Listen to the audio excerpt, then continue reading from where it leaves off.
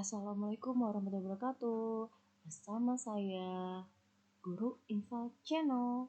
Kali ini kita akan membahas e-business.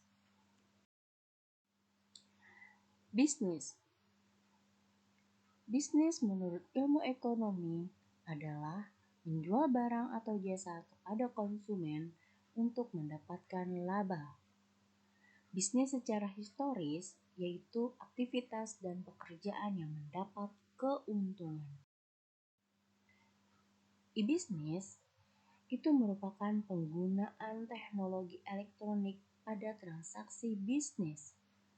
E-business mengacu pada semua penggunaan kemajuan teknologi informasi, khususnya teknologi jaringan dan komunikasi, untuk memperbaiki cara-cara sebuah organisasi dalam melakukan seluruh proses-proses bisnis.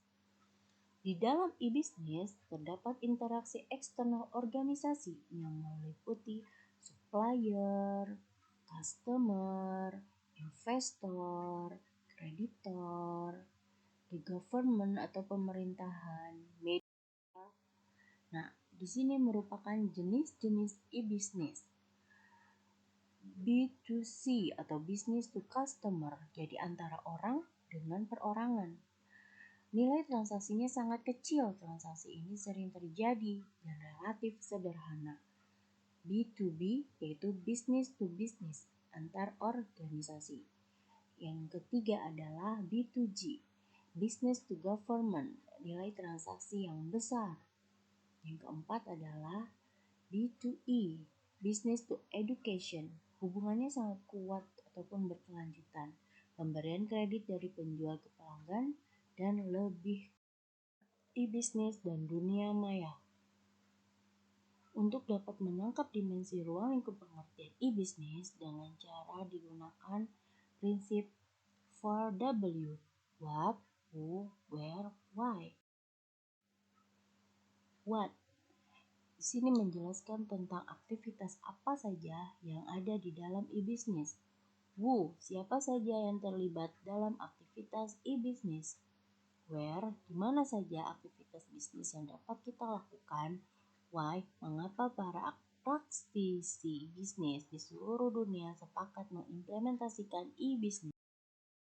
Keuntungan e-business. Efisiensi.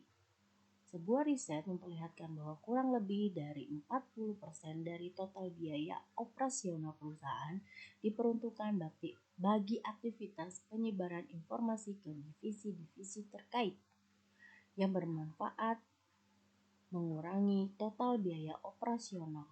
Contohnya, bagaimana fasilitas email dapat mengurangi biaya komunikasi pengiriman dokumen. Effectiveness. Dengan dimanfaatkannya teknologi informasi, pelanggan dapat berhubungan dengan perusahaan kapan saja, 7 hari seminggu, 24 jam non-stop. Reach. Perusahaan memperluas jangkauan dan ruang gerak. Perusahaan untuk ekspansi dengan mudah menembus batas ruang dan waktu tanpa memerlukan biaya yang relatif mahal. Dari struktur, konsep brick and mortar menjelma menjadi click and mortar telah mengubah perilaku perusahaan dalam pendekatan bisnis. Opportunity, perbukannya peluang yang lebar. Jadi berinovasi menciptakan produk-produk ataupun jasa-jasa baru yang ditemukan teknologi baru dari masa. Faktor yang mempengaruhi perkembangan implementasi e-business. Customer expectation, yaitu mengharapkan adanya pelayanan pra ataupun pasca jual yang baik. Pelayanan yang dimaksud adalah pemesanan dapat dilaksanakan anytime, anywhere, dimanapun, kapanpun. Pembayaran pembelian produk dengan metode beragam, dari kartu kredit ataupun layanan transfer, adanya fasilitas asuransi produk, dan pengiriman produk yang cepat dan harga competitive imperative. Jadi arena persaingan dunia usaha yang sangat ketat, pelanggan akan lebih mudah membandingkan kualitas produk dan pelayanan antar perusahaan. Hal ini memaksa perusahaan mengembangkan strategi bisnis yang tepat. Deregulation secara makro dilakukan pemerintah maupun negara-negara lain yang mewarnai bentuk dunia usaha di masa akan datang, terutama dengan konsep perdagangan bebas antar negara dan industri. Internet di sini dianggap sebagai sebuah arena di mana konsep kompetisi sempurna yang pasar terbuka telah terjadi, terutama produk-produk maupun jasa-jasa digitalisasi. Yang selanjutnya, teknologi. Dari e-bisnis ini, kemajuan teknologi ataupun informasi sangat didominasi oleh percepatan teknologi komputer dan telekomunikasi. Fungsinya tidak hanya kritikal bagi perkembangan e-bisnis, justru menjadi penggerak dari dimungkinkannya model-model bisnis. Tahap evolusi e-bisnis. Di sini dari inform, automate, integrate, atau reinvest. Tahap inform yaitu membangun software kecil berbasis internet.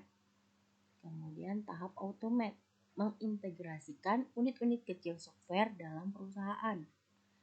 Tahap integrate, mengintegrasikan aplikasi e-bisnis perusahaan dengan entity-entity lain di luar perusahaan. Tahap reinvent, perubahan secara mendasar dari manajemen bisnis atau perusahaan yang berkaitan dengan cara melihat bisnis yang ada. Model arsitektur e-bisnis. Modelnya yaitu sekuensial. Aplikasi ini berdasarkan fungsi-fungsi yang ada dalam perusahaan. Fungsi ini diperlukan untuk interface ataupun output dari aplikasi yang dapat dibaca oleh aplikasi lain. Selanjutnya, model sinkronus.